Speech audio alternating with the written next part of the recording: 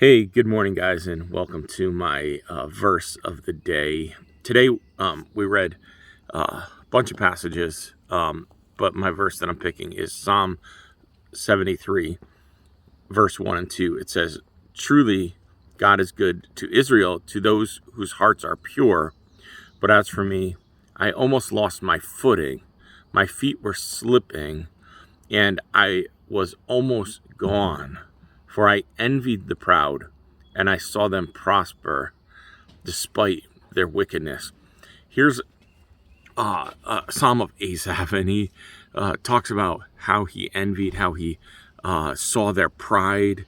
It says they wore their pride, and he looked at their success, and he looked at their accomplishments, and he envied them.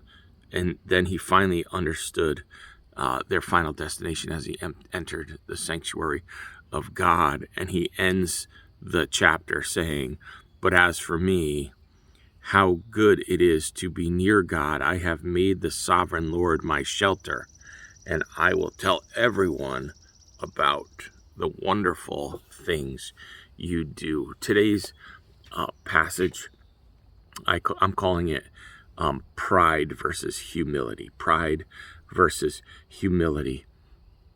I'm going to talk about God and everything He's done, how good it is for me to be near Him and to get in my quiet time so I can understand eternity.